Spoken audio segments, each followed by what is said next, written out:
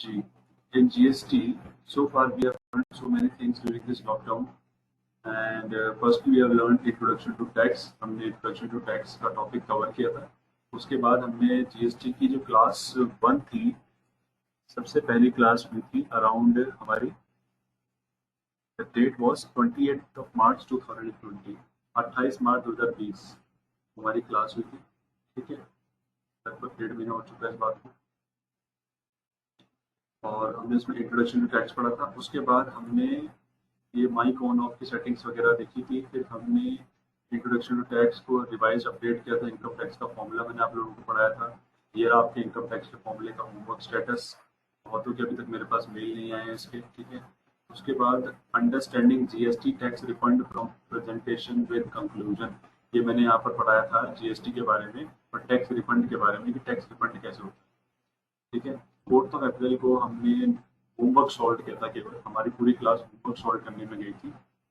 Then उसके बाद after that, उसके बाद मैंने बताया था स्प्लिट कैसे करते हैं स्क्रीन को. एक्सेल की मैंने स्क्रीन स्प्लिट करना सिखाया था. मैंने इफ एक्सप्रेशन सिखाए थे, याद होगा आप लोगों को. मैंने इफ के अंदर एक फंक्शन लगाना सिखाया आप लोगों को. जीएसटी रिफंड टैक्स फॉर्मूला सिखाया. ठीक है, जीएसटी रिफंड टैक्स फॉर्मूला क्या होता है कि कैसे हमें वो टैक्स जो रिफंड में लेना होता है वो आउटपुट टैक्स में से कैसे माइनस करते हैं. उसके बाद हमने सीखा था introduction to GST focusing on entries with exercise. हमने जीएसटी का फोकस करते हुए जनरल एंट्रीज सॉल्व करी, प्योर जनरल एंट्रीज, जिसमें एक्सरसाइजेस भी थी, याद हो आप लोग. Then after that we have learn GST cases general entries. हमने जीएसटी के केसेस के जनरल एंट्रीज पर फोकस करा और अगेन अगली क्लास पे भी उस पर फोकस करा. यानी कि 3 क्लासेस हमारी मुख्य थी, 7 अप्रैल, 10 अप्रैल और 11 अप्रैल को, जिसमें हमने जनरल एंट्रीज पे फोकस किया. और इसके होमवर्क भी मैंने बीच में असाइन किए थे. There are lot of blank cells as you can see. That means around 50% of the students didn't complete their homeworks. It's not good.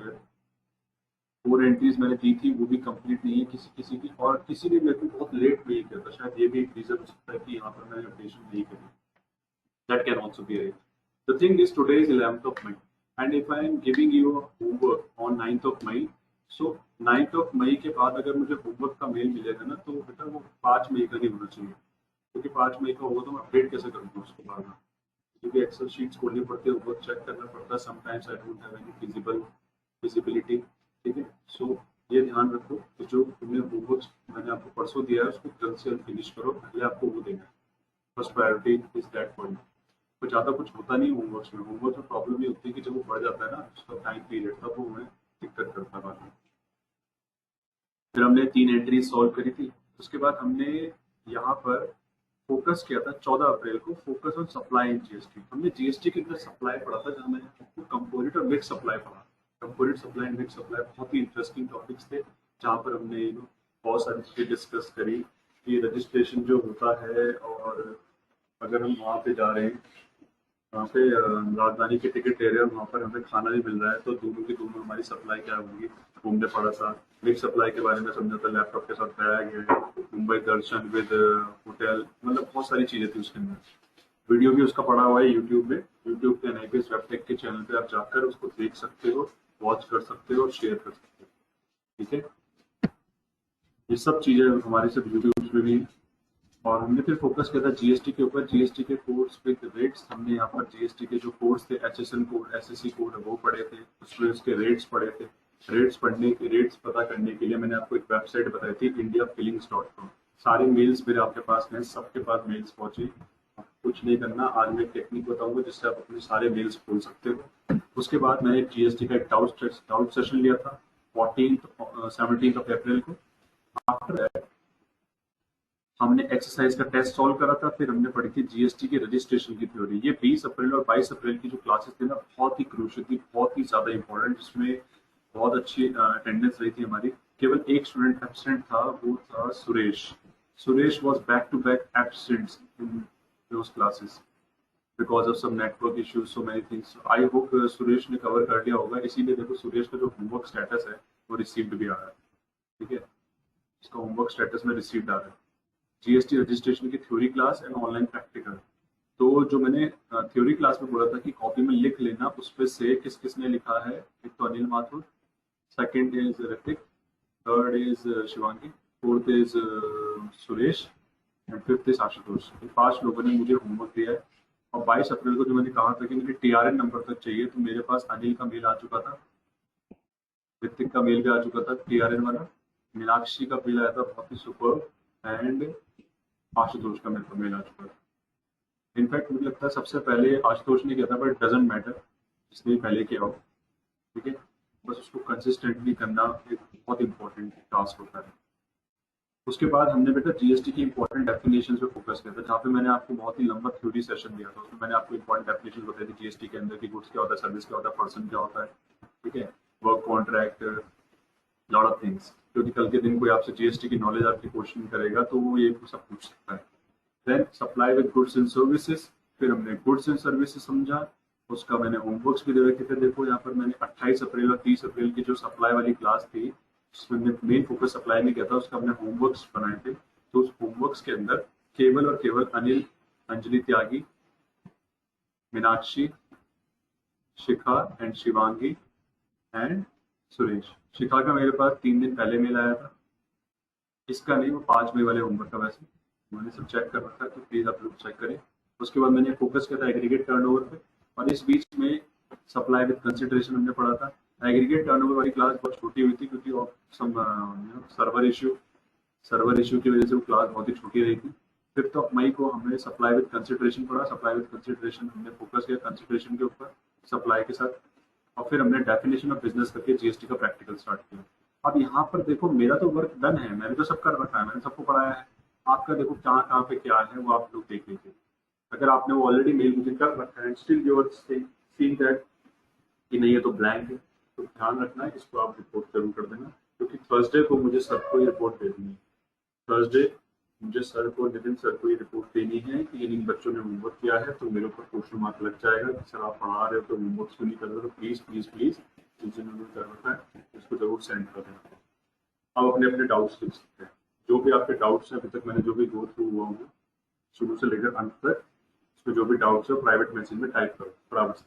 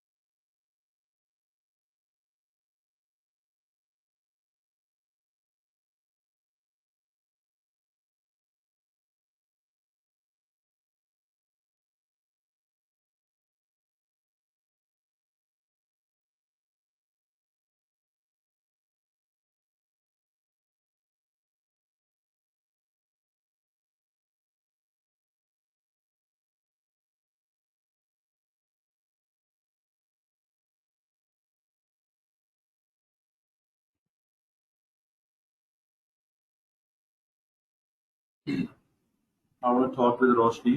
रोशनी, आपको आवाज आ रही है मेरी? आपको कुछ नहीं पूछना है? श्योर। रोशनी,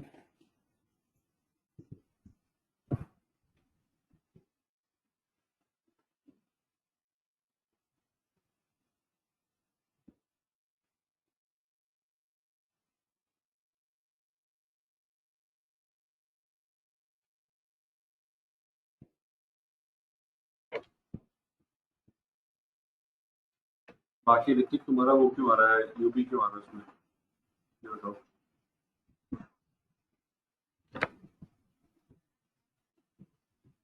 उसमें यूनियन टेरिटरी आपने सेलेक्ट करा था, उसको चेक करा आपने? तो चेक करा है, वो यूपी है। बाद में कोई और सी कंपनी क्रिएट करके स्टार्टिंग से करके देखूंगा, क्या पता तब हो जाए।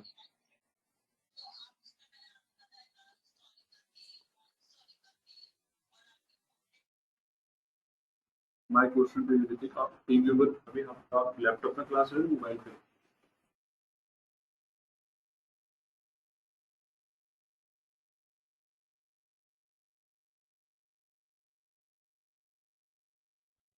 ऋतिक, अभी तुम मोबाइल पे हो लैपटॉप पे हो?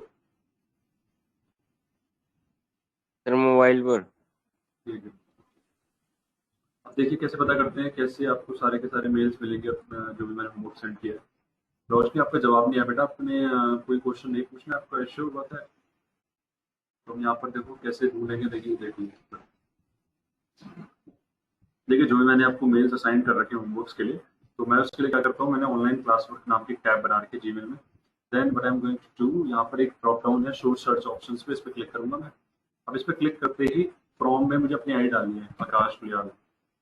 डबल ए मैं लिखूंगा, टैब दबा दूंगा। उसके बाद I have to type any students mail ID जो कि जीएसटी की क्लास में है। तो रैंडमली चलो ले लेते हैं मीनाक्षी, टैब दबाया मैंने।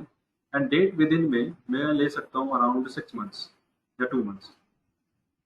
2 मंथ्स ले सकता हूँ, बट मैं नहीं चाहता कि कोई ऐसा पास्ट का मेल है वो कवर ना हो, तो 6 मंथ्स मैंने लिया। एंड देन सर्च, देखते क्या होता है। तो देखिए सारे के सारे मेल्स आ गए जो मैंने आपको भेजे।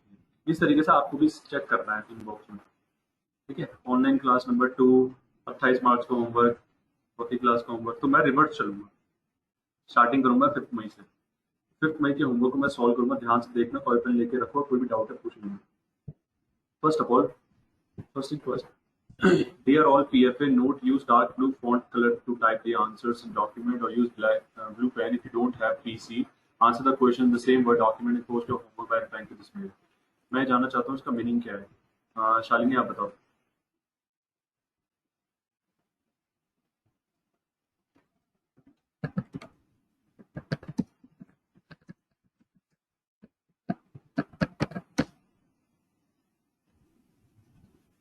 शालिनी कह रही है मुझे आइडिया नहीं है, तो सर आप बताइए इसका मतलब क्या है।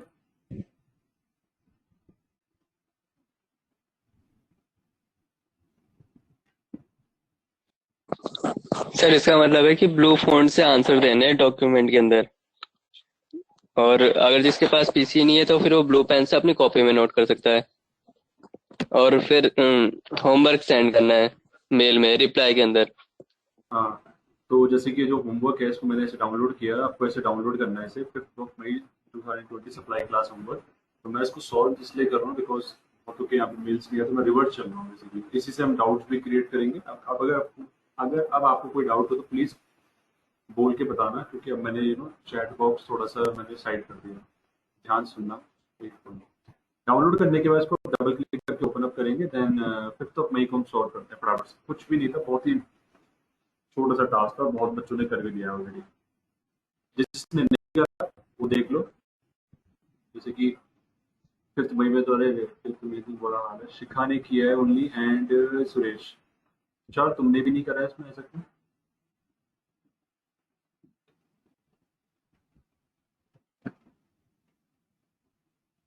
Very bad guys.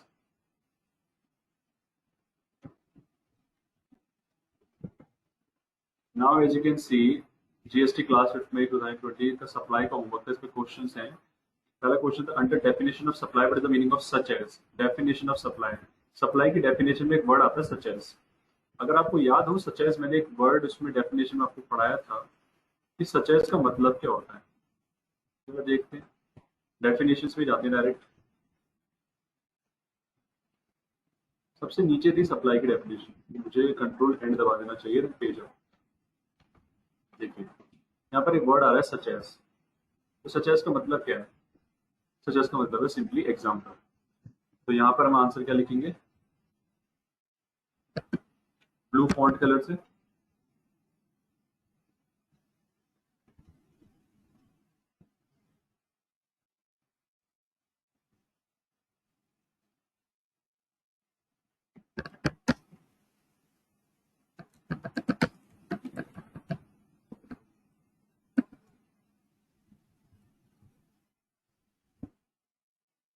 राइट, इसके बाद नेक्स्ट क्वेश्चन है shopkeeper supplying ruler of MRP 20 rupees. Shopkeeper ने 20 रुपए का रूलर बेचा, उसकी एमआरपी 20 रुपए थी और उसने परचेज करा था मार्जिन ऑफ 40%। 40% की मार्जिन में उसने परचेज करा था। That means if I talk about that shopkeeper, तो उसने जो मार्कर खरीदा, ब्लू एंड सॉरी, उसका एमआरपी कितना बताया मैंने अभी भी 20, and he purchase that pen by 40% margin. 40% margin का मतलब क्या होता है कि उसके पास 40% कमाने तक का गैप है। तो वो उसने कितने में खरीदा? दिस सेल इंटू 60%, 60% के दर में उसने खरीदा, यानी कि 12 रुपए में। क्योंकि उसके बाद 40% मार्जिन है ना, 40% मार्जिन का मतलब क्या है? वो 8 रुपए कमा सकता है। 20 रुपए का जो 40% है उसने उसने उसने परचेज नहीं करा, बल्कि एक्चुअली में उसने 60% पे करके परचेज किया, जिससे कि 40% का गैप बन रहा है। अब उसने क्या करा? 16 रुपए में उस मार्कर को बेचा। क्यों बेचा जी 16 रुपए में? सेल करा उसने 16 में मार्कर। ध्यान सुनना इस पॉइंट को, बहुत इंटरेस्टिंग है ये।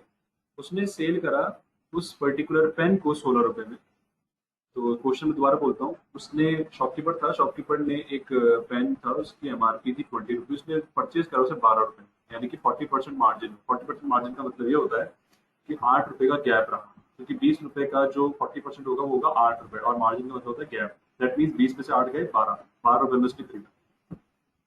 Then he sold that pen for ₹16। My question to you guys, chat box में जरा मुझे ये बताओ टाइप करके कि वो 20 रुपए में क्यों नहीं बेच रहा पेन, और 20 रुपए में वो क्यों नहीं बेच सकता पेन को? बताइए। वो किसी भी डीलर को 20 रुपए में क्यों नहीं बेच सकता पेन, 16 में क्यों बेच रहा है?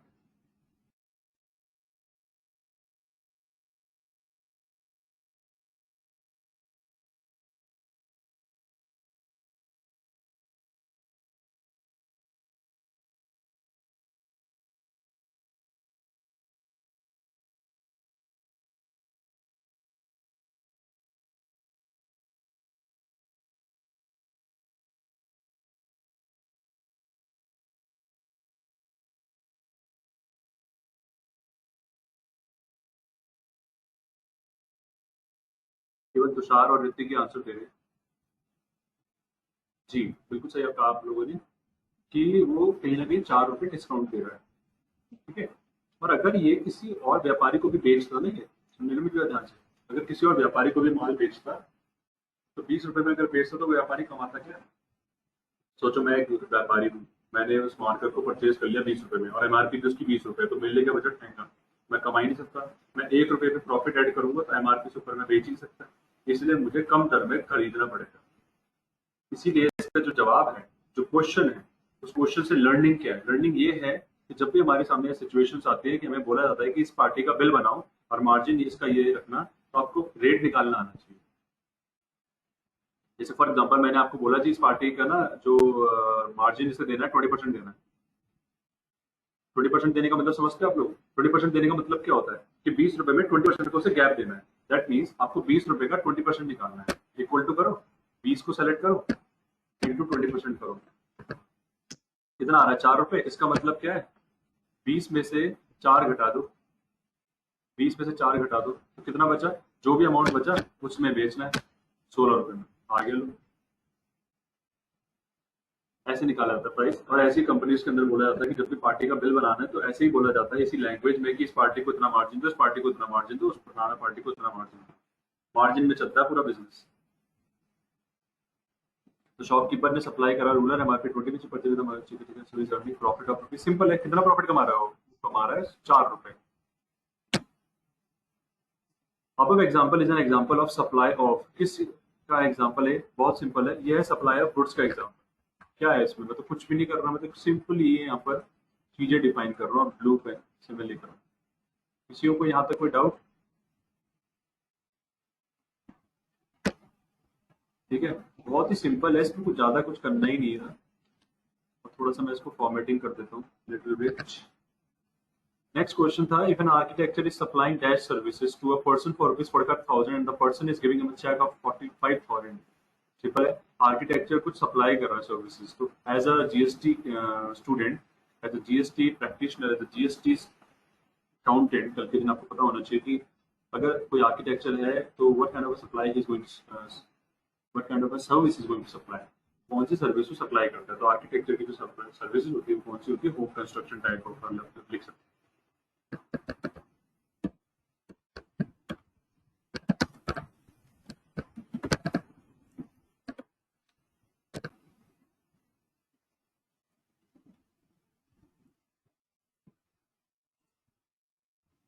That's it. देन उसने क्या लिखा है इस पॉइंट में? 45,000 रुपए से मिलियंस से। But when architecture is giving services to a CA, उसने जब सीए को वो सर्विसेज दी, then he is receiving dash service from CA. अब सीए से कौन सी सर्विसेज वो रिसीव कर रहा है? सिंपल है, ऑडिटिंग की। क्यों? क्योंकि ऑडिटिंग ही उसका मेन काम है।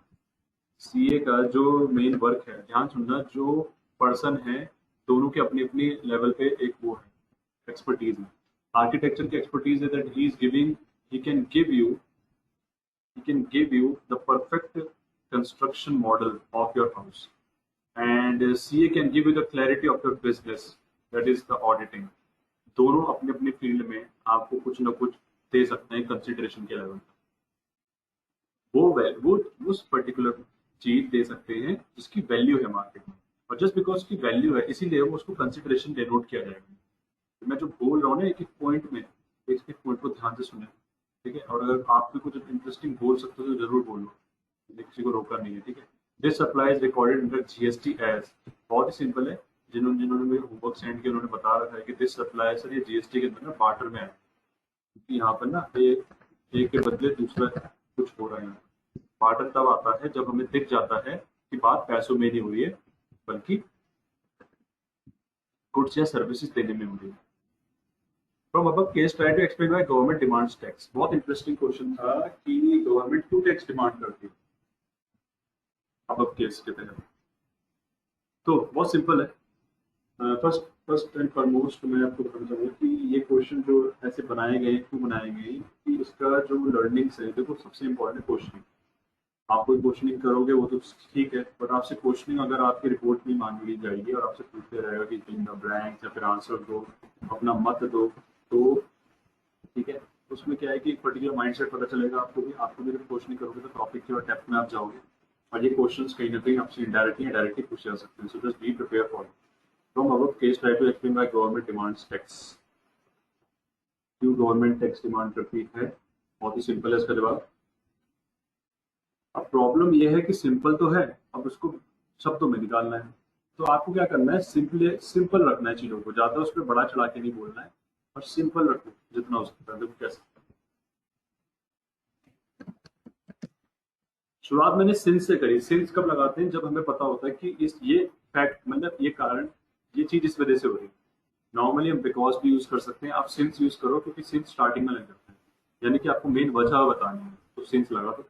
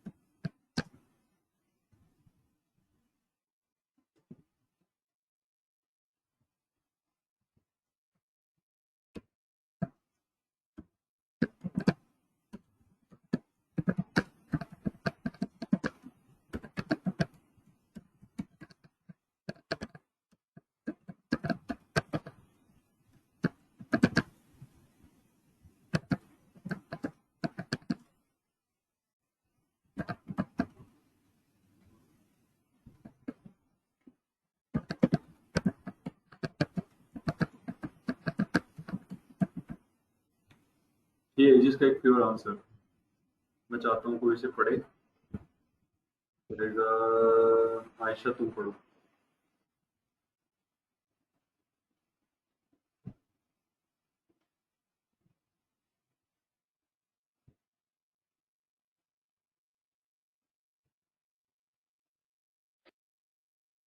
Since architect is taking consideration by way of auditing and CA is taking consideration by way of auditing, so government look up to this and said it is also a supply because supply and consideration involved in it, and I want my consideration by way of taxes. इसको explain करने की कोशिश करो statement by statement.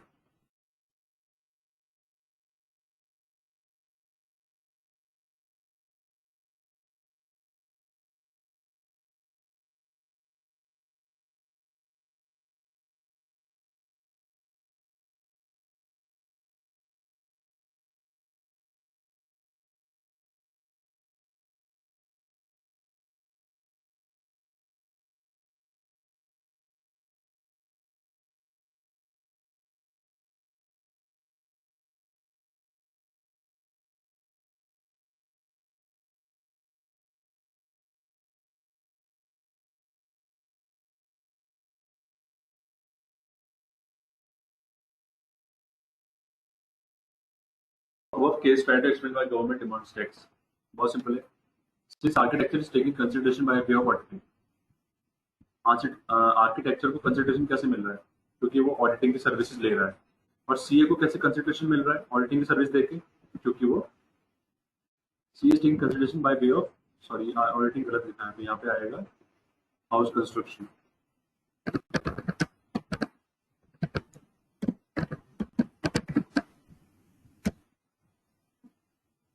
ठीक है, तो architecture को benefit कैसे हो रहा है ऑडिटिंग सर्विस लेके, और सीए को बेनिफिट कैसे हो रहा है हाउस कंस्ट्रक्शन की सर्विस लेकर आर्किटेक्चर से। So government look up to this, government ने पूरे इवेंट को ध्यान से देखा जो भी हुआ, and said it is also supply. और गवर्नमेंट ने कहा ये भी सप्लाई है, बिकॉज क्योंकि सप्लाई और कंसिडरेशन इन्वॉल्व है इस पूरे की पूरी प्रोसेस में। सप्लाई भी हो रही है, कंसिडरेशन भी हो रहा है। सप्लाई कैसे? आर्किटेक्चर क्या दे रहा है? हाउस कंस्ट्रक्शन की सर्विस दे रहा है, बदले में उसे क्या मिल रहा है? पैसा नहीं मिल रहा, ये बात सच है, और ऑडिटिंग की सर्विसेज तो मिल रही है। इसकी वजह से उसकी जो बुक्स ऑफ अकाउंट्स है प्रॉपर तरीके से एग्जैक्टली ट्रुथ दिखा रही है, जिससे कि उसको प्रॉब्लम्स नहीं होगी फ्यूचर में। At the same time CA को एक घर बनाना था, तो उसने क्या करा? हाउस कंस्ट्रक्शन की सर्विसेज ली, और उसने बोला पैसे के बदले में तुम्हें ऑडिटिंग सर्विस दे रहा हूँ। दोनों ने अपने प्रोफेशन को बहुत स्मार्टली यूज करा, और वहां पर मॉनिटरी लेवल पे कोई बात नहीं हुई, and they are making supply with consideration. So that is why government ने इस पूरे इवेंट को ध्यान से देखा और बोला कि मेरा कंसिडरेशन क्या है, where is my consideration, and I want my consideration by way of taxes. So this is the reason why आपको पूरा ध्यान से पूरे एक एक पॉइंट को समझना पड़ेगा। कि लग तो ऐसा रहा होगा बहुत सिंपल है, बट डिफाइन करने के टाइम पे प्रॉब्लम सही होती है, क्योंकि आप उसको सीरियसली नहीं लेते हो। तो सीरियस कहाँ पे लेना है इसको? दो पॉइंट पे सीरियस लेना है, तो supply of service and consideration, ये दोनों वर्ड्स इंपॉर्टेंट। बढ़ते आगे, इस ट्रांसफर ऑफ सप्लाई एक्सप्लेन। तो यहाँ पे पूछा गया सिंपली क्या ट्रांसफर सप्लाई होता है, तो उसका आंसर क्या है? Yes, if we are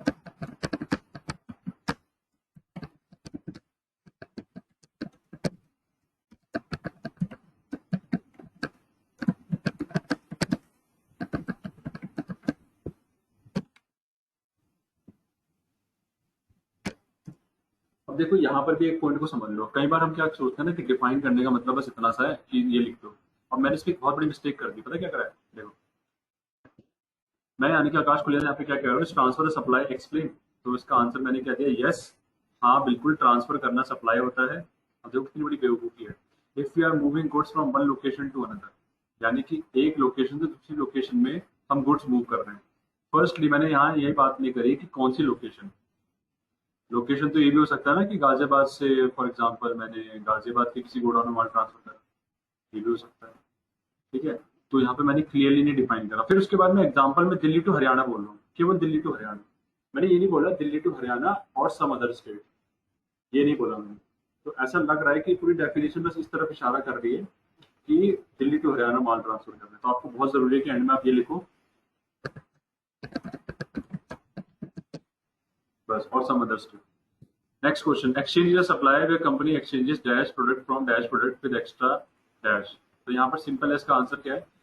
exchange एक सप्लाई होती है, यहाँ पर कंपनी क्या एक्सचेंज करती है? Old product from new product with extra money, इसमें एक्स्ट्रा पैसा भी होना चाहिए, तभी जाकर उसे हम एक्सचेंज बोलेंगे। तो आपको ये ध्यान रखना है कैसे कैसे इन चीज़ों को हम सॉल्व कर रहे हैं। बहुत ही सिंपल है, स्टेटमेंट्स को हम पढ़ रहे हैं और हम सॉल्व कर रहे हैं। Next question, if a businessman is providing gift toys and having a turnover of rupees 50 lakhs from his toy shop in a year and also wrap gifts for which he gets 10,000 in a year, that answer that is packing is countable into business activity or not? Give reasons also। बहुत simple है कि अगर एक businessman gift toy बेचकर उसने साल भर में 50 लाख का टर्नओवर कमाया, 50 लाख का टर्नओवर का मतलब क्या होता है? Aggregate turnover. एग्रीगेट टर्नओवर को भी चलो कवर कर देते हैं। एग्रीगेट टर्नओवर वो सिंपल, एग्रीगेट टर्नओवर का मतलब क्या था? जरा डेफिनेशंस पे चलते हैं उसकी। ठीक है, एग्रीगेट टर्नओवर का मतलब हमने पढ़ा था, एग्रीगेट टर्नओवर का मतलब होता है एग्रीगेट वैल्यू, मतलब टोटल वैल्यू। एग्रीगेट का मतलब होता है एडिशन, तो total value of all taxable and non taxable supplies, exempt supplies and export of goods and services of a person having the same pen। यानी कि एक व्यापारी जिसका एक ही पैन नंबर से उसने क्या क्या काम कर दिए? उसने टैक्सेबल सप्लाई कर दी, यानी कि ऐसी सेल कर दी इसमें उसने टैक्स चार्ज करा, उसने ऐसी सेल भी कर दी इसमें उसने कोई टैक्स चार्ज नहीं करा। ठीक है, उसने ऐसी सेल कर दी इसमें कोई टैक्स चार्ज हो ही नहीं सकता, और उसने ऐसी सेल्स कर दी जो उसने देश से बाहर करी, या फिर सर्विसेज भी सेल कर दी। ठीक है, और एक ही पैन नंबर से उसने सब वारदात करी, वारदात बोलना गलत है, एक ही पैन नंबर से उसने सारे के सारे इवेंट्स करे, ट्रांजेक्शन्स करे। तो जितनी भी उसने total overall sum value earn करा इसमें, और जो उसके पास आया, और उसके अंदर 1 रुपया भी टैक्स नहीं होना चाहिए, ये भी लिखा हुआ है देखो यहाँ पर, उसके अंदर 1 रुपया भी टैक्स नहीं होना चाहिए। अब टैक्स कौन सा नहीं होना चाहिए? वो टैक्स जो CGST एक्ट, SGST एक्ट और IGST एक्ट में बताया गया, मतलब इन एक्ट के अंदर क्या बताया गया? टैक्स के बारे में बताया गया ना, तो वो टैक्स नहीं होनी चाहिए, उसको बोलते हैं एग्रीगेट टर्नओवर। बस इतना सिंपल है, और ये हमें पता भी है एग्रीगेट टर्नओवर का मतलब। बच्चे मतलब हम अगर इसको सिंपली लेके चले, 1 रुपया उसमें टैक्स नहीं होना चाहिए पहली बार, और हर प्रकार की सप्लाई, जिसको हम सेल्स बोल सकते हैं। That's it। तो अब इस क्वेश्चन के अंदर क्या बोला गया? क्वेश्चन के अंदर सिंपली बोला गया है कि गिव रीजंस आल्सो। तो यहाँ पर हमें इसमें तो ये बताना है कि पैकिंग काउंटेबल होगा बिजनेस एक्टिविटी में या नहीं। ठीक है, गिव रीजंस आल्सो। तो मैं बिल्कुल नेचुरल आंसर टाइप कर रहा हूँ, मैं उसमें कोई थ्योरी नहीं लगा रहा हूँ अपनी, कोई रट्टाफिकेशन कुछ भी नहीं है, जस्ट प्योर जो आ रहा है मेरे दिमाग में, जो फ्लो में चल रहा है वही आपके सामने शेयर हो रहा है। ठीक है, तो this is really a pure class, इसमें कोई भी ऐसा कोई कॉपी पेन मैंने अपने पास नहीं रखा है, जस्ट मैं देख रहा हूँ, चीजों को ऑब्जर्व कर रहा हूँ as a natural person, with all heart I am doing this things. तो हो सकता है इसमें गलतियां भी निकले, तो ध्यान से आपको एक एक चीज को देखना है। 4 मेरे पास क्वेश्चंस आए हैं चैट बॉक्स में, सर 4th वाला समझ नहीं आ रहा। 4th वाला कौन सा? 4th वाला ये, please apply so that is cross connection to each other, ये भी डिफाइन कर सकते हैं ना सर? बेटा क्रॉस कनेक्शन शालिनी ये कोई टर्म नहीं हुआ। क्रॉस कनेक्शन देखो, कभी भी डेफिनेशंस जो भी लॉ की होती है ना, कभी भी ऐसा कुछ इशारा ना करे जिसका मीनिंग गलत निकले। Cross connection is also connected with the relationships, human relationships. So यहाँ पर क्रॉस कनेक्शन को पूरा फर्दर डिफाइन करना जरूरी है। जैसे कि मैंने भी एक एग्जांपल दिया था दिल्ली टू हरियाणा, मैंने दिल्ली टू हरियाणा के टाइम पे कितना ब्यूटीफुली आपको समझाने की कोशिश करी कि one location to another location का मतलब केवल दिल्ली टू हरियाणा नहीं होता, तो साथ में ये भी लिखना जरूरी है और सम अदर स्टेट, जिससे कि क्लैरिटी मिले कि हमारी डेफिनेशन में वाइडनेस है। डेफिनेशन में वाइडनेस की क्लैरिटी कैसे मिलती है? जब आप उसमें क्लैरिफिकेशन डिफाइन करने के लिए उसमें आप वाइडनेस दिखाओगे, वास्टनेस दिखाओगे, यानी कि फैलाव दिखाओगे कि मेरी डेफिनेशन ये तक सीमित नहीं है, इसके पॉइंट अलग अलग है। आयशा आपने क्या क्वेश्चन पूछा, जरा दोबारा रिपीट करो। Is this question you are asking? 4th question, barter. आपका कहना है सर ये एक्सचेंज है, बार्टर नहीं है। बेटे बार्टर है, एक्सचेंज नहीं है। एक्सचेंज के टाइम पे पुरानी चीज दी जाती है और नई चीज दी जाती है, और पुरानी चीज के साथ पैसा भी देना होता है। मान लीजिए आपके पास पुरानी गाड़ी, आपको नई गाड़ी में चाहिए कन्वर्ट करनी, तो पुरानी गाड़ी आप लेके गए, उसको आपने 4 लाख में दे दिया, ठीक है, और प्लस आपने 6 लाख रुपए दिए और 10 लाख की गाड़ी परचेज कर ली, यानी कि आपके पास 6 लाख रुपए थे और आपने 4 लाख में पुरानी वाली गाड़ी निकाल दी। बिल्कुल वैसे जैसे अमेजोन फ्लिपकार्ट में ये एक्सचेंज ऑफर आते रहते हैं मोबाइल फोन के। मोबाइल फोन आप एक्सचेंज ऑफर में निकाल दो। तो पहले क्या होता है, मोबाइल फोन को आपको अच्छी क्वालिटी में रखना पड़ता है, फिर उनका बंदा आता है, वो चेक करता है मोबाइल प्रॉपर चल रहा नहीं चल रहा, और वो मोबाइल जिसकी वैल्यू करीबन 2 साल पहले 15,000 16,000 थी, वो 2,500 रुपये में निकलता है। 2,500 4,000 5,000 रुपये जो भी इसकी होती है, वो पता चल जाता है आपको वेबसाइट से। तो आप लोग क्या कर सकते हो, अगर आपको इस पॉइंट को और गहराई से समझना है ना, तो अमेजोन की वेबसाइट पे जाओ, मोबाइल एक्सचेंज ऑफर की स्क्रीन पे जाओ, और वहां पर आप देखो कि आपका जो मोबाइल है वो एक्सचेंज ऑफर में कितने अमाउंट पे है, और वो स्क्रीनशॉट मुझे सेंड करो। तब आपको बिल्कुल एग्जैक्टली क्लियर हो जाएगा, मैं समझा भी दूंगा अगर आप मुझे स्क्रीनशॉट सेंड कर दोगे कि ये एक्सचेंज ऑफर का स्कीम बेटा इसमें ऐसे ऐसे। बार्टर सिस्टम में हमें 1 रुपया नहीं देना होता उसके बाद, और एक्सचेंज में पुरानी चीज के साथ साथ पैसा भी देना होता है। नेक्स्ट क्वेश्चन, इस businessman is providing if a businessman is providing gift toys. Businessman ने क्या करा यहाँ पे, गिफ्ट टॉय बेच रहा है, और उसने टर्नओवर पूरे साल में कितना कमाया, 50 lakh from his toy shop in year, and also wrap gifts for it which he gets ₹10,000 in year. और वो क्या करता था, गिफ्ट को रैप भी करता था, क्योंकि कोई सरप्राइज नहीं रह जाएगा। अगर आप एक गिफ्ट दे रहे हो तो gift is all about surprises, and if that surprise not wrap up with gift wrapper, तो उसका कोई मतलब नहीं है। तो इसीलिए वो क्या करता था, उनको रैप अप करता था और बेचता था। तो रैप अप करने से केवल उसने 10,000 रुपए कमाए। 10,000 रुपए लग बहुत छोटी अमाउंट रही होगी 50 लाख के सामने, बट इनकम तो इनकम होती है ना। तो ना, अब क्वेश्चन ये आता है कि क्या वो बिजनेस एक्टिविटी में काउंट होगा। देखो, बिजनेस एक्टिविटी में क्या चीज काउंट नहीं होती है वो भी समझना जरूरी है। बिजनेस एक्टिविटी में कोई भी फ्री का आइटम काउंट नहीं होता, कोई भी फ्री का आइटम। आपको उसके अंदर कहीं ना कहीं से डिटेक्टिव बनकर कंसिडरेशन ढूंढना पड़ेगा। मैग्नीफाइंग ग्लास लगा लो और कंसिडरेशन ढूंढने की कोशिश करो, आपको जरूर दिखेगा।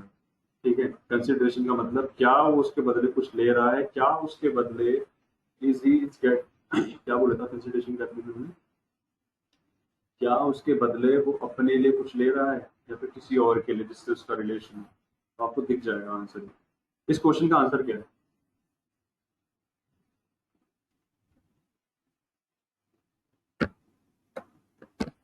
यस,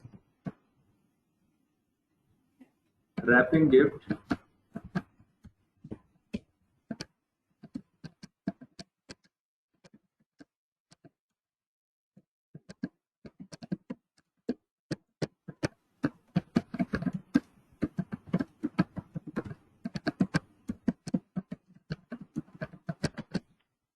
कितना सिंपल क्वेश्चन था, कितना सिंपल आंसर है। बिल्कुल, wrapping gift will also count into business activity because he is getting consideration from it. क्योंकि फ्रॉम इट नहीं आएगा, फॉर आएगा, क्योंकि उसको उसके लिए कंसिडरेशन मिल रहा है, पैसा मिल रहा है 10,000 रुपये। Next question, if a social person Sukharam Garula provides medicines cost to serve society with no profit motive, then is he doing business? Give reasons also. बहुत सिंपल है जी, क्या वो बिजनेस कर रहा है, यहाँ पर पॉइंट ही आता है निकल कर। इज ही डूइंग बिजनेस, तो इसका जवाब है yes, he might doing it for a good cause। हो सकता है वो ये सब चीजें बिल्कुल अच्छे पॉइंट, अच्छे पॉइंट के लिए कर रहा हो, अच्छे कॉज के लिए कर रहा हो। Yes, he might be doing it, might भी आएगा,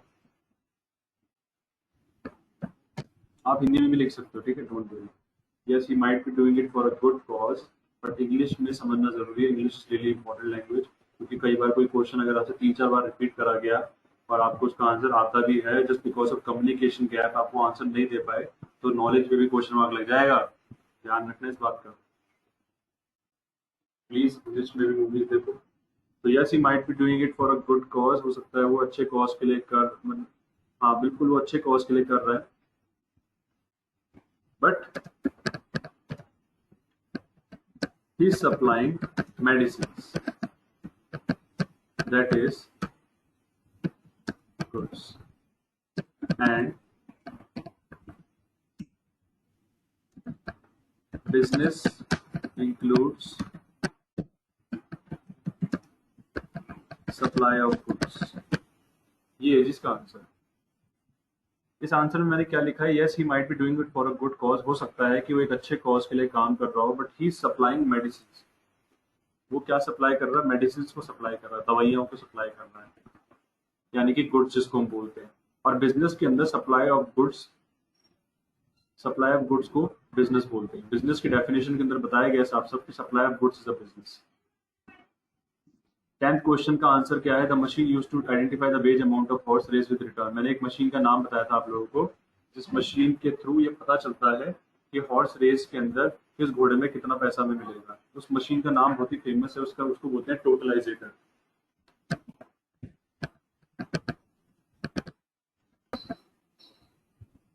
That machine is used to call totalizator. The difference between lease and disposal is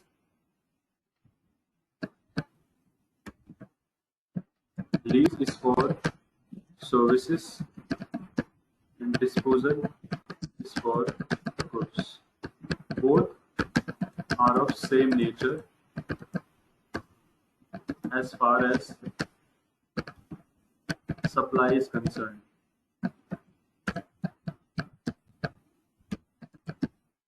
The supplier don't want it and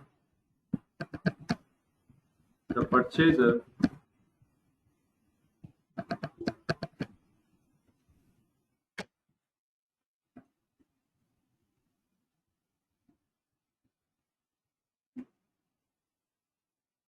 ये जिसका जवाब, इसके अंदर क्या लिखा गया था, difference between lease and disposal is this. Lease और डिस्पोजल में क्या डिफरेंस होता है? लीज होता है जी सर्विसेज के लिए और डिस्पोजल होता है गुड्स के लिए। दोनों का नेचर एक जैसा होता है जहां तक सप्लाई का सवाल है, ठीक है। जैसे कि लीज के टाइम पे भी जो दुकानदार होता है उसको जरूरत नहीं होती दुकान की। जो जिम का ओनर होता है उसको जरूरत नहीं होती जिम की, ठीक है। बट वो क्या कर रहा है, वो अपनी सर्विसेज, वो भी जो भी उसका एरिया है, जो भी रिसोर्सेज है, वो किसी और को लीज पे देना चाहता है। And at the same time disposal का भी यही कनेक्शन होता है। डिस्पोजल में हम गुड्स को, हमें गुड्स की जरूरत नहीं होती, हम उसे देना चाहते हैं, दैट्स व्हाई हम गुड्स को लीज कर डिस्पोज कर देते हैं, राइट ऑफ कर देते हैं। क्वेश्चन नंबर 12 में, if a famous beautician has taken money in advance. अगर कोई फेमस ब्यूटिशियन है, उसने पैसा एडवांस में ले लिया और उसने श्योरिटी दी आपको कि वो सर्विसेज आपको देगी, ठीक है। कब देगी? जब आपका ओकेशन होगा कोई भी, जैसे मान लीजिए 1.5 बजे मेरे भाई की शादी मान लीजिए, तो उसमें क्या है कि एक ओकेशन है, तो ओकेशन के अंदर हमने क्या करा, उस ब्यूटिशियन से बात करी और बोला कि भाई जितने भी घर में हमारी भाभी, दीदियाँ हैं, बुआ हैं, उन सबका मेकअप ना तुम्हें ही करना है। और हमने उसको एडवांस में पैसा भी दे दिया और बोला कि भाई बिल्कुल देर नहीं होनी चाहिए और 1% गलती नहीं होना चाहिए। जब भी हमें बोलते हैं ना बिल्कुल देर नहीं होनी चाहिए, 1% गलती नहीं होनी चाहिए, सब कुछ परफेक्टली होना चाहिए, तो तब होता है जब आप कुछ ये देते हो एडवांस, ठीक है। पैसा बोलता है भाई। Then explain why it will consider as supply. उसको हम सप्लाई क्यों कंसिडर करेंगे? क्योंकि उन्होंने तो कुछ सर्विसेज दी नहीं है ना, अभी वो तो देंगी, तो क्यों उसे सप्लाई माना जा रहा है उस पॉइंट पे। जीएसटी के अंदर मैं आपको एक एंट्रीज भी करवाऊंगा जल्द ही आने वाली क्लासेस में। और अब हमारा जीएसटी ज़्यादा लंबा नहीं रह गया, बस खत्म हो जाएगा नेक्स्ट वीक तक, ध्यान रखना। प्रैक्टिकल उसका ओवरऑल खत्म हो जाएगा और थ्योरेटिकल हम बाद में कवर करेंगे ऑफलाइन। तो explain why it will consider as supply and which point in the supply definition defines that it is supply. तो हम इसको समझते हैं कि कहाँ पे बात की गई है। सप्लाई की डेफिनेशन में अगर आप आओगे नीचे, तो सप्लाई की डेफिनेशन में साफ साफ लिखा हुआ है ये पॉइंट,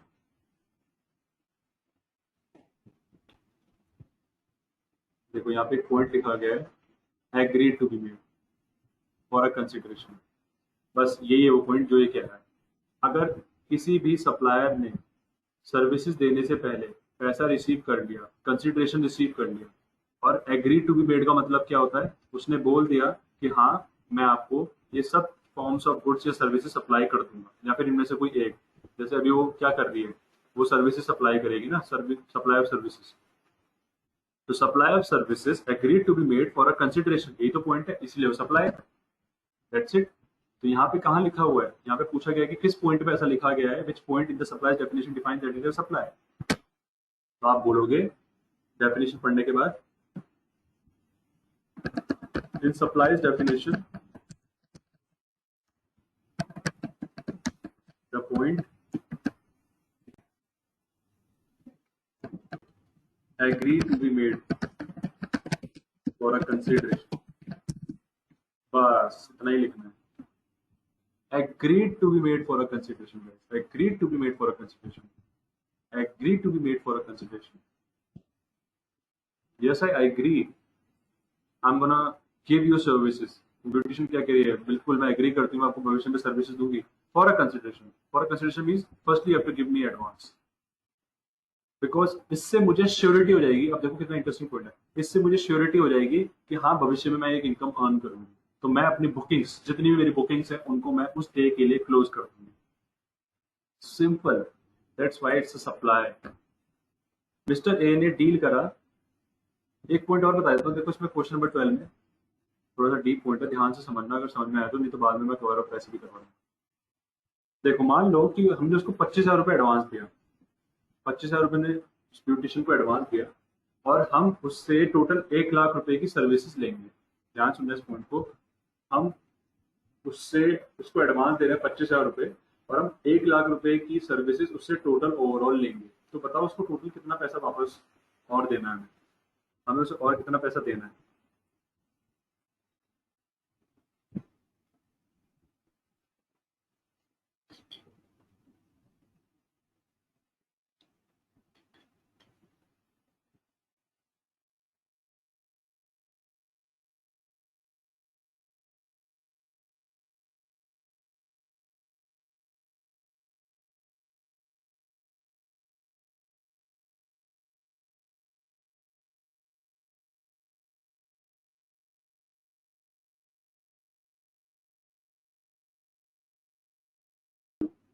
बिल्कुल, इट्स 75,000, 75,000 रुपये में से और दे रहे हैं।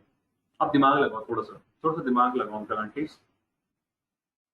जब 75,000 रुपये हमसे भविष्य में देंगे, ठीक है, जब हम उसे 75,000 रुपये देंगे तो वो जीएसटी में तो चार्ज करेगी, क्योंकि उसको तो गवर्नमेंट को जीएसटी जमा करना है। तो आपको ये ध्यान रखना है कि जब हम उसको 75,000 रुपये देंगे तो एक तरीके से हम उसमें जीएसटी के साथ या जीएसटी एक्सक्लूड करके उसको देंगे। तो सवाल आता है 25,000 रुपये का क्या करें। तो जो शुरुआती 25,000 रुपये थे ना, उसमें भी जीएसटी इंक्लूड होना चाहिए, इसीलिए जो शुरुआत वाले 25,000 रुपये हैं उसको भी सप्लाई के अंदर माना गया है। अगर वो सप्लाई का पार्ट नहीं होता तो दिमाग लगाओ थोड़ा सा, 75,000 रुपये के ऊपर ही गवर्नमेंट को जीएसटी मिलती। That make sense. 75,000 रुपये के ऊपर क्यों मिलता है, क्योंकि तभी आप सेल करते कंप्लीट, तभी तो आप आपकी सर्विस खत्म होती पूरी ओवरऑल। तो आपको ये ध्यान रखना है कि जब एडवांस हम किसी को दे रहे हैं या फिर एडवांस ले रहे हैं तो उस टाइम पे भी गवर्नमेंट का जीएसटी एक तरीके से जा रहा है। और क्यों जा रहा है वो, क्योंकि गवर्नमेंट ने साफ साफ बोला है कि वो भी सप्लाई है। जस्ट बिकॉज ऑफ सप्लाई है, और मैंने बताया था आपको कि जब सप्लाई कोई चीज होती है तो उसमें जीएसटी जरूर चार्ज होगा। सिर्फ तो कहने का सिंपल सा मतलब हुआ, यहाँ पर इस वाले पॉइंट में सप्लाई को इसलिए कहा गया है जिससे कि भविष्य में कहीं 75,000 रुपये तक ही गवर्नमेंट को जीएसटी ना मिले, पूरे 1 लाख रुपए के ऊपर मिले, इसीलिए इसको सप्लाई माना गया और फिर जीएसटी चार्ज हो जाएगा। क्वेश्चन नंबर 13 में कह रहा है mister A deals in dash, he sold watch for ₹5,000 to a customer. बहुत सिंपल क्वेश्चन है। मिस्टर ए क्या करता है, डील्स करता है डैश में। बहुत सारे बच्चों ने वॉचेस लिखा है, बहुत सारे बच्चों ने कुछ और लिखा है, इसका सिंपल जवाब था गुड्स। भाई अगर कोई मिस्टर ए है, वो डैश में डील कर रहा है, डैश मतलब हमें नहीं पता, ही सोल्ड वॉच, अब वो वॉच बेच रहा है, देखो उसी के आंसर आगे आंसर लिखा हुआ है, वो घड़ी बेच रहा है। घड़ी इज टचेबल, घड़ी इज टचेबल क्योंकि we can touch watch, and that's why उसको हम गुड्स बोलेंगे। तो mister A deals in goods, he sold watch for ₹5,000 to customer who paid ₹3,000. Customer ने 3,000 रुपीज पे करा, and rest of the amount, बाकी अमाउंट इज पेड बाय जनता। बाकी amount कौन सा था, 2,000 रुपये, बच्चों ने लिखा दिया। Then the consideration amount is, अब कंसिडरेशन वर्ड किसके लिए बोला गया है, कंसिडरेशन वर्ड हमेशा किसके लिए होता है, consideration word is only for supplier. ध्यान रखना, कंसिडरेशन का जो शब्द होता है वो सप्लायर के लिए होगा, क्योंकि हम सप्लायर के पॉइंट ऑफ व्यू से जीएसटी पढ़ते हैं, ना कि कस्टमर के पॉइंट ऑफ व्यू से। क्योंकि हमें किसी ना किसी बिजनेसेस के अंदर जो अकाउंटिंग करनी है वो supplier of goods and services या दोनों की करनी है, ध्यान रखना। तो then the consideration amount is, कितना होगा कंसिडरेशन अमाउंट, बहुत ही सिंपल है। देखो अगर मैं एक सप्लायर हूँ तो मुझे क्या परवाह है कि मेरे को 3,000 रुपये से मिल रहे, 2,000 रुपये से मिल रहे, भाड़ में मिल रहे दोनों, मेरे को पास 5,000 रुपये तो आ रहे हैं ना, सिंपल है। तो मैं यहाँ पे 5,000 रुपीज लिखूंगा, मेरे लिए कंसिडरेशन पूरा 5,000 रुपये, चाहे उसके अंकल दे आंटी दे।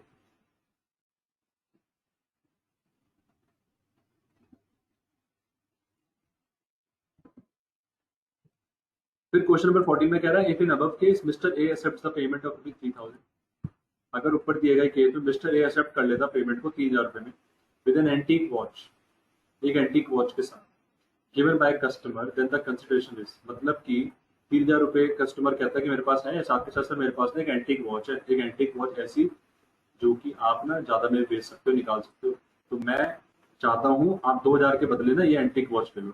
अब ध्यान से सुनो इस चीज को, ध्यान सुनना। कंसिडरेशन यहाँ पर कितना होगा, कंसिडरेशन इन द सेंस कि इस सप्लाई के अंदर कंसिडरेशन क्या होगा। कंसिडरेशन कुछ बच्चे कहते हैं सर 3000 होगा, ठीक है। अगर 3000 सच में कंसिडरेशन होता, दिमाग लगाओ, थोड़ा सा दिमाग लगाते हैं चलो इसमें। अगर सच में 3000 कंसिडरेशन होता तो मिस्टर ए क्या उससे 2000 रुपए रिसीव नहीं करता फ्यूचर में। मिस्टर ए तो मान गया, मिस्टर ए ने बोला ठीक है भाई घड़ी दे दो अपनी, मैं एक्सेप्ट करता हूँ। देखो वर्ड लिखा है ना यहाँ पे एक्सेप्ट्स, अगर यहाँ पे एक्सेप्ट्स लिखा है दैट सिंपली मीन्स कि मिस्टर ए राजी हो गया, एंड इफ ही बिकम्स राजी तो क्या करेगा काजी, 3000 rupees is receiving with an antique watch, and that antique watch value जो उसने बना रखी अपने दिमाग में वो 2000 रुपीज है। दैट्स वाई यहाँ पे कंसिडरेशन 2000 रुपए, 5000 रुपए, सॉरी 5000 रुपीज यहाँ पे कंसिडरेशन, लो फ्लो में निकल गया।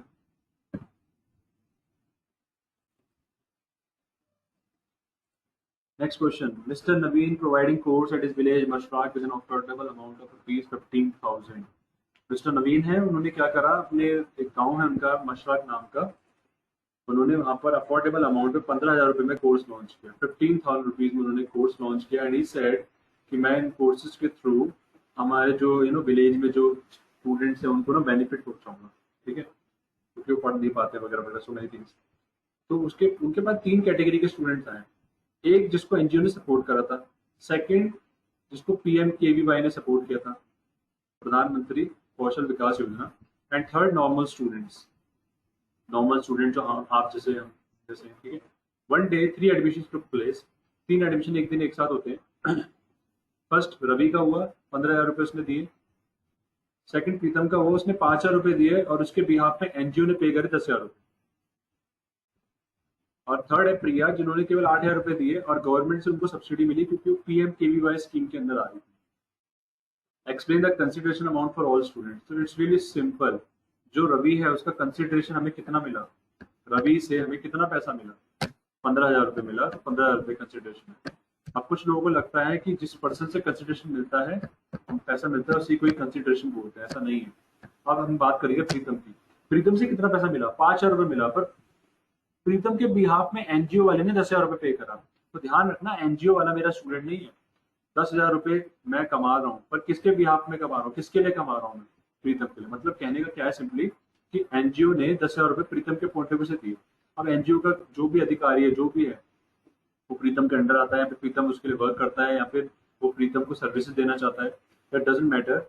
एटलीस्ट मिस्टर नवीन को बस इतना हमें क्लियर, इतना क्लियर है उसे कि भाई मेरे पास 15,000 रुपए आ रहे हैं एक एडमिशन से, तो यहाँ पर कंसिडरेशन कितना होगा,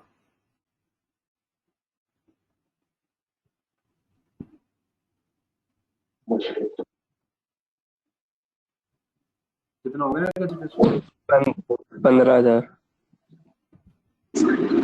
15,000। 15,000। नेक्स्ट है प्रिया। यहाँ पर प्रिया का जो केस है उसमें third Priya who paid 8,000 the government subsidy from PMKVY. Priya जिन्होंने 8,000 रुपए पे करे केवल गवर्नमेंट को और सब्सिडी उनको मिल रखी है। तो सिंपल है, यहाँ पर जो सप्लाई है इसमें 8,000 रुपए की होगी। क्यों, क्योंकि गवर्नमेंट अपने ही अमाउंट के ऊपर जो सब्सिडी दे रही है उसके ऊपर जीएसटी कलेक्ट नहीं कर सकती, ये गलत हो जाता है, ये राजतंत्र हो जाता है, ठीक है। यहाँ पे राजा की चलती है और ये लोकतंत्र है जहाँ पर लोगों के हिसाब से चलना है। तो इसीलिए गवर्नमेंट ने साफ साफ क्लियर कर दिया, जी प्रिया का जो केस है ना, इसमें 8,000 रुपए कोई सप्लाई बोलो, नहीं तो लोग मुझे जूते मारेंगे। लोग बोलेंगे एक तो सब्सिडी दे रहे हो, ऊपर से 15,000 रुपए के ऊपर जीएसटी भी लगा रहे हैं, ये क्या बात है। करना रहे तो ये बात होगी कि ट्रेलर दिखा के मूवी की टिकट के पैसे ले लिए, ये तो ये बात हो गई, समझ रहे हो ना। कि टेस्ट ड्राइव के बदले गाड़ी परचेज करने के लिए बोला कि गाड़ी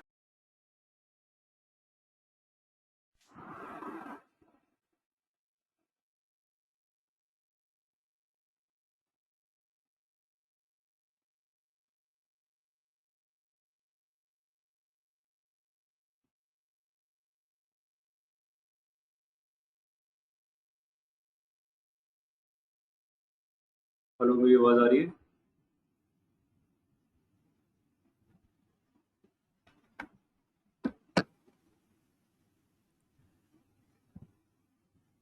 तो कहाँ थे हम? लास्ट पॉइंट था, कवर खत्म करते हैं. Why the supply of services is taxable by ₹8,000 only in Priya case? Because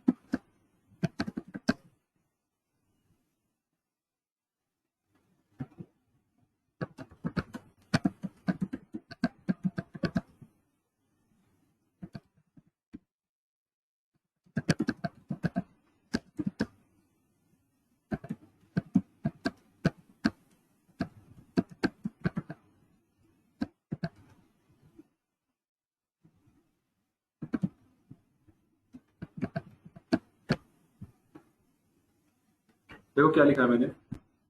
why the supply of services taxable by ₹8,000 only in Priya case? Priya के केस में 8,000 रुपये ही क्यों सप्लाई ऑफ सर्विसेज रहा टैक्सेबल? क्योंकि government can not take tax on its own subsidy. पहला तो reason ये रहा.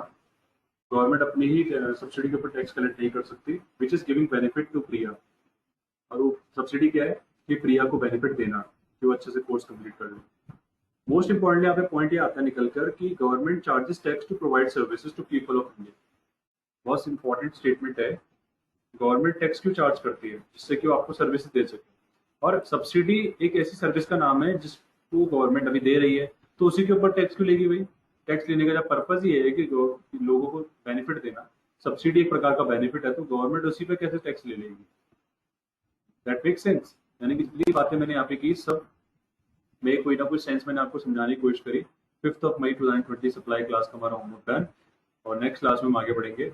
जहाँ तक प्रैक्टिकल्स का सवाल है, प्रैक्टिकल्स हम कल स्टार्ट करेंगे. देखते हैं जैसे मैनेजमेंट से मेरे पास कैसा ऑर्डर आता है, क्योंकि अभी मेरे को ऐसा बोला गया है और मेरे को भी ऐसा लगा कि अभी फिलहाल हमारी जो पहली क्लासेस हैं टोटल, उसका एक ओवरऑल प्रीव्यू होना चाहिए. ठीक है. और अभी आप लोगों को बस करना क्या है, जिसके होमवर्क पेंडिंग है वो फटाफट से होमवर्क सेंड करो. और जिन्होंने यहाँ पर देखने के बावजूद अपना रिसीव्ड नहीं दिख रहा उन्हें, तो वो अपने मेल्स मुझे रिसेंड करो. और कल मैं क्लासेस के अंदर एक ग्रुप सेक्शन रखूंगा. एक जीडी होगा हमारा, और जीडी में जो भी हमारा टॉपिक्स होंगे मैं आपको बताऊंगा. एक बंदा टॉपिक को बोलेगा.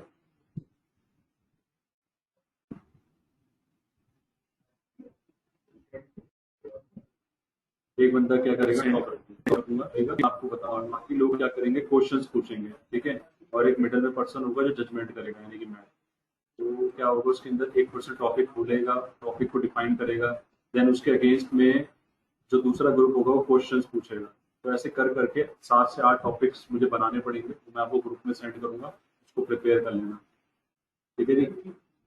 Bye, take care and have a nice day.